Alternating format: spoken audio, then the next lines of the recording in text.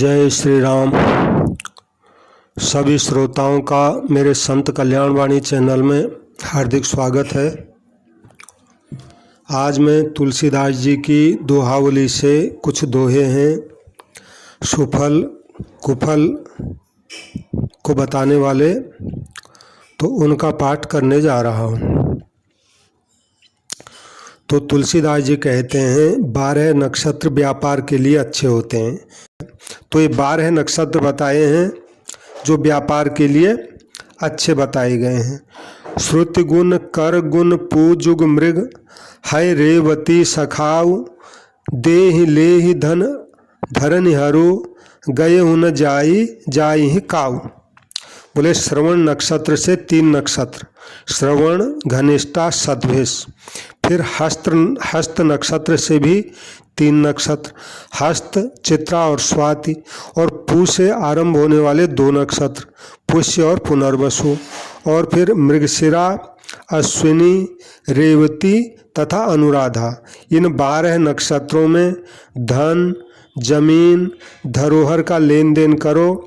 ऐसा करने से धन जाता हुआ प्रतीत होने पर भी जाएगा नहीं। यानी इन नक्षत्रों में कोई भी लेन देन किया जमीन आदि का, तो उसमें आपको नुकसान नहीं होगा, ये मतलब हुआ। फिर बताया 14 नक्षत्रों में हाथ से गया हुआ धन फिर वापस नहीं मिलता।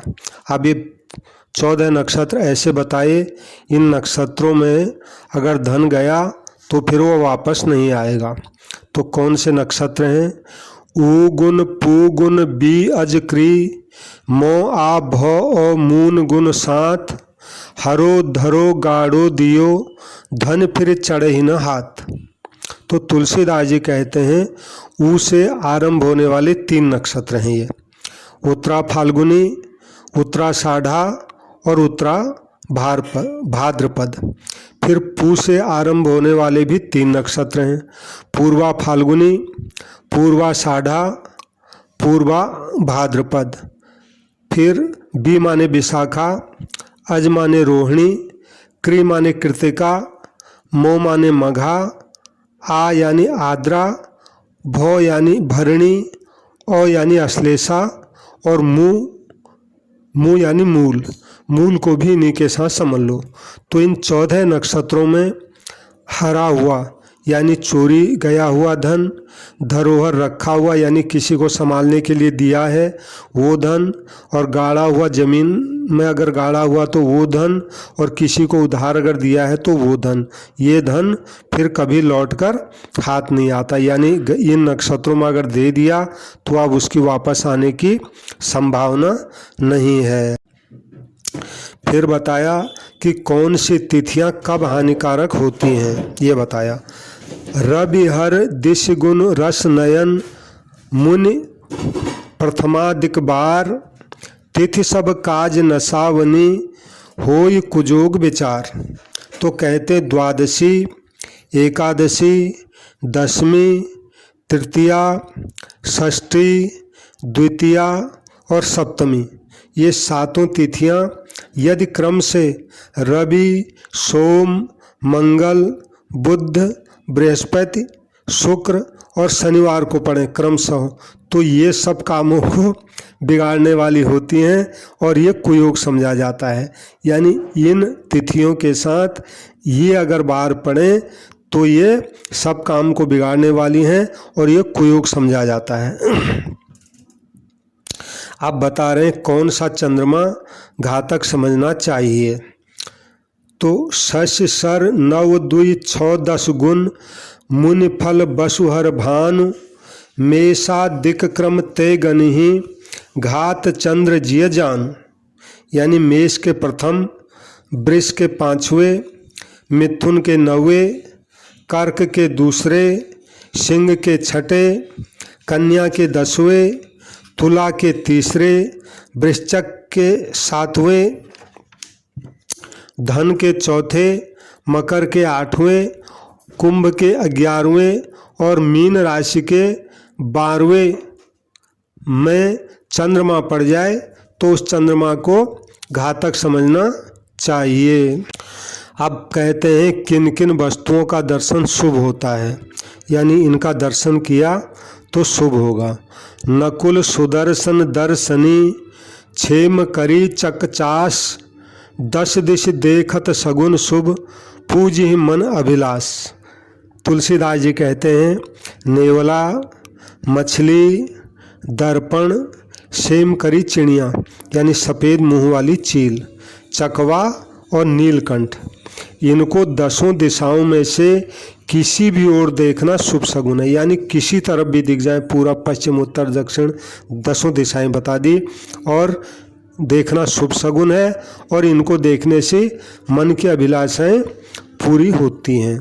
फिर कहते 7 वस्तुएं सदा मंगलकारी हैं। कौन कौन सी बताई?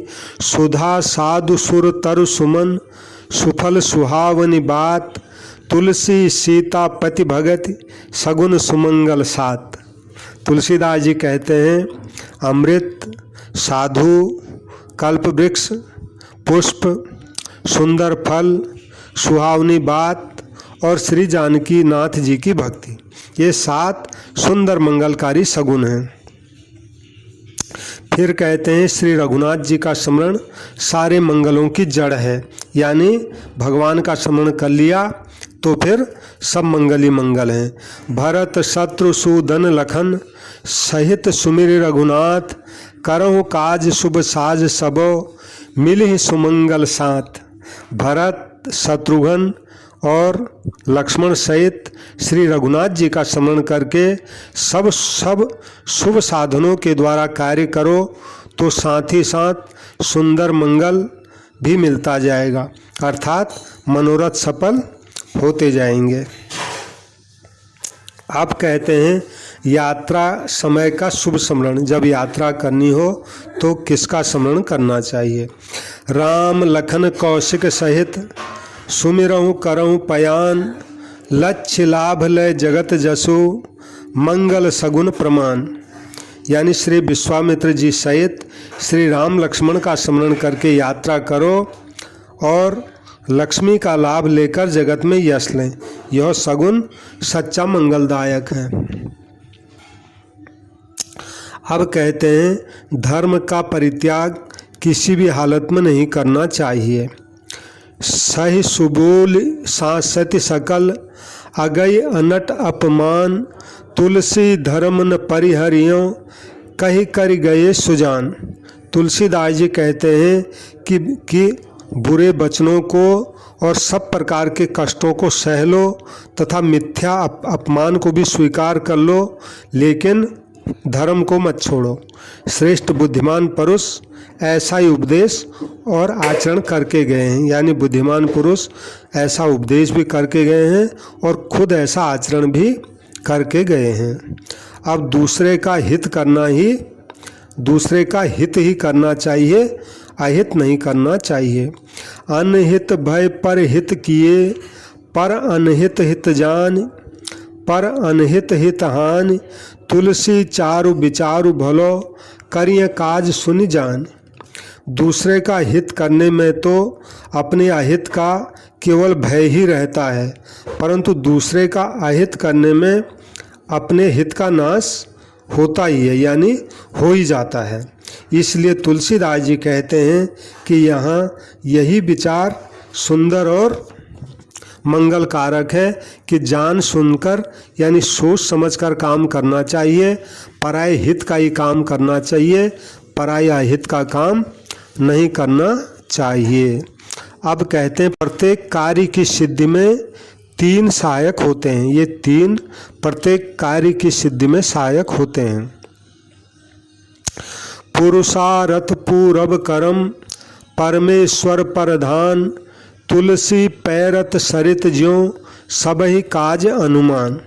तुलसीदास जी कहते हैं कि पुरुषार्थ यानी वर्तमान जो कर्म किया जाता है, दूसरा है पूर्व कर्म जिसको प्रारब्ध कहते हैं, जो फल देने के लिए आता है। अभी का कर्म नहीं है लेकिन फल देने के लिए आ गया, उसको कहते हैं प्रारब्ध। और प्रधानतया परमात्मा की कृपा।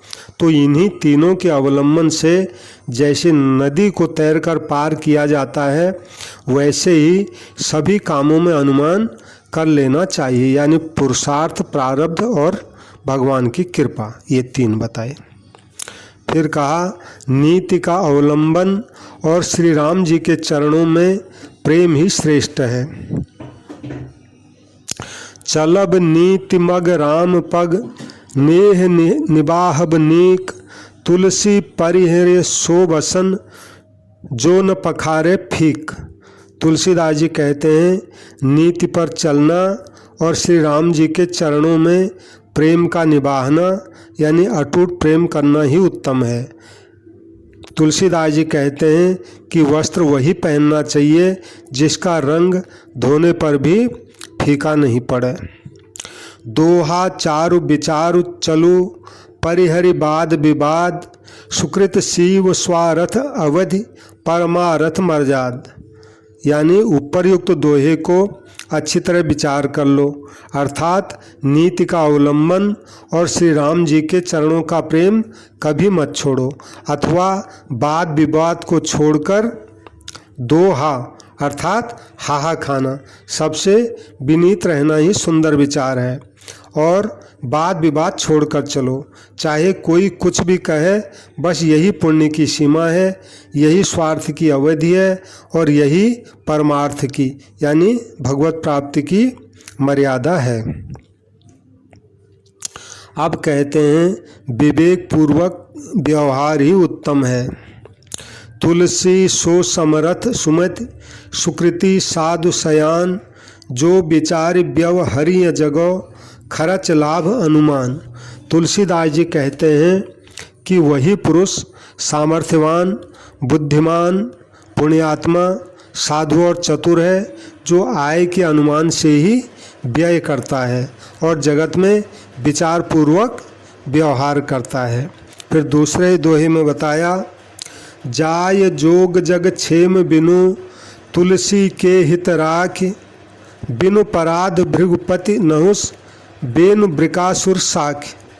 यानी जगत में योग की का मतलब प्राप्त हुए धन, ऐश्वर्य, शक्ति या अधिकार की रक्षा किए बिना अर्थात उसका सदुपयोग न करके दुरुपयोग करने से वह नष्ट हो जाता है। जिनके प्रति दुरुपयोग होता है उनका तो कुछ नहीं बिगड़ता, क्योंकि तुलसीदास जी के हितैषी श्री राम जी निरपराधों की रक्षा करते ही हैं। इसमें परशुराम, नाहुस, बेन और ब्रिकासुर यानी भस्मासुर साक्षी हैं। तो परशुराम जी ने अपने बल का क्षत्रियों के नाश में दुरुपयोग किया, परंतु अंत में क्षत्रिय वंश बच गया और परशुराम जी का बल क्षत्रिय शरीरधारी भगवान श्री राम जी के द्वारा हरा गया।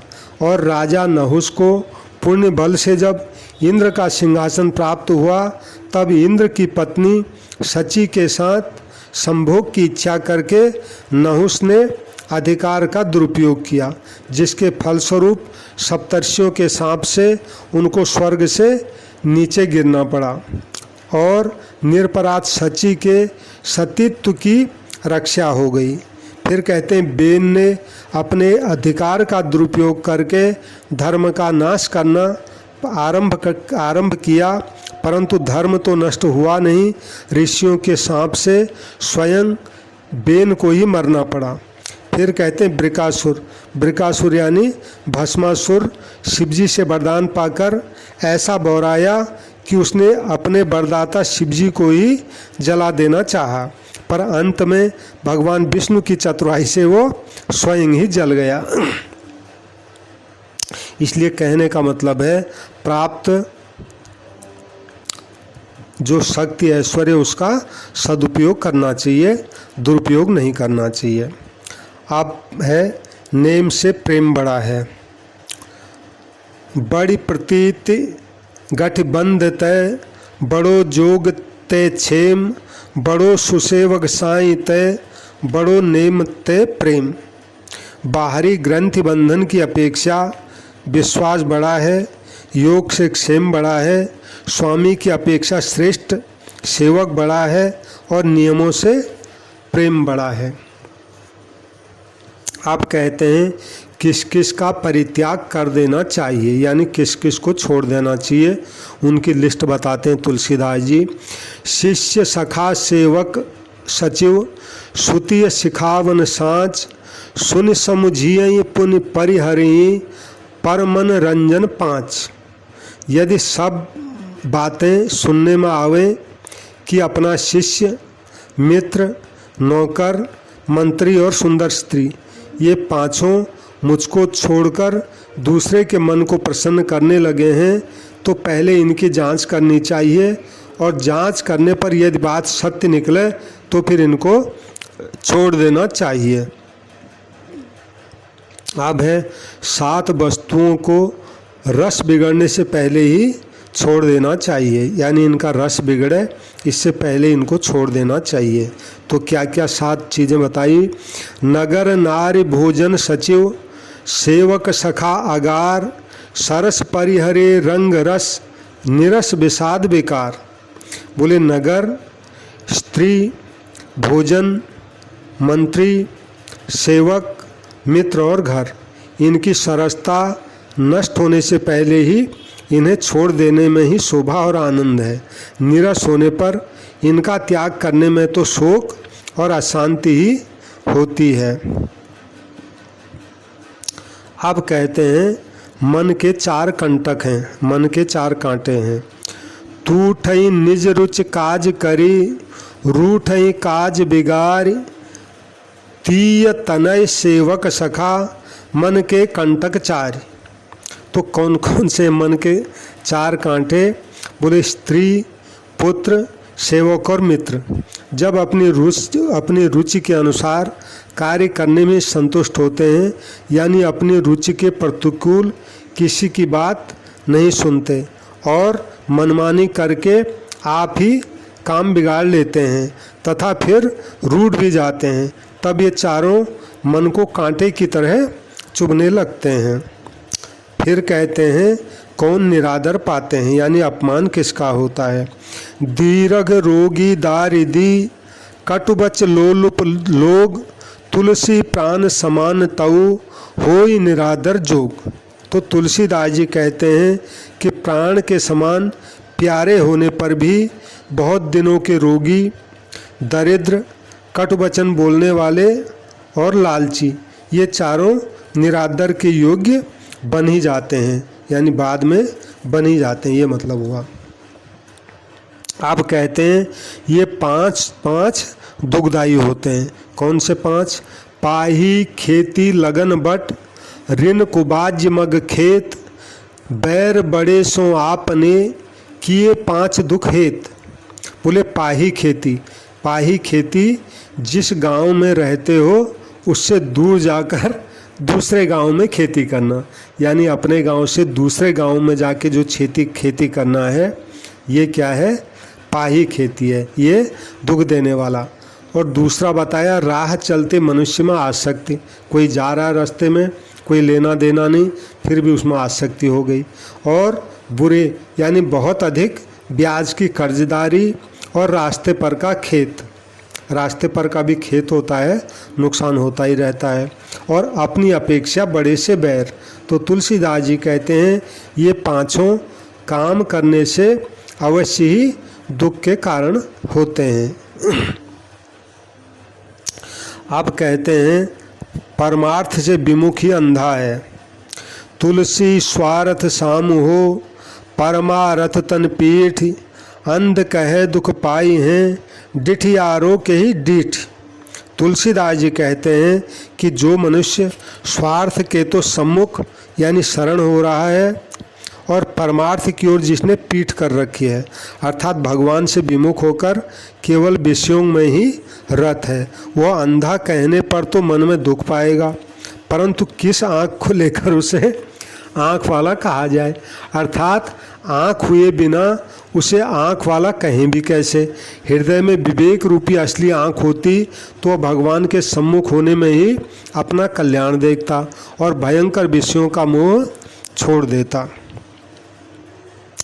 आप कहते हैं मनुष्य आँख होते हुए भी मृत्यु को नहीं देखते। इसके विषय में दोहा है, बिन आँखिन की पान ही पहचानत लखि पाए, चारे नयन के नारी नर, सूझत मीचु न माय। तुलसीदास जी कहते हैं बिना आँख वाली जूती पैर को देखकर पहचान लेती है, किंतु इन नर नारियों के चार चार आँख, यानी दो बाहर की और मन बुद्धि दो भीतर की, यानी चार चार आँख होने पर भी इनको मौत और माया नहीं दिखती है।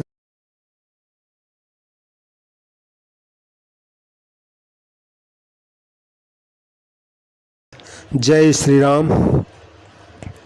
सभी श्रोताओं से मेरी विनती है, कृपया मेरे संत कल्याण वाणी चैनल को सब्सक्राइब करें और संतों की वाणी है इसको लाइक करें और शेयर करें।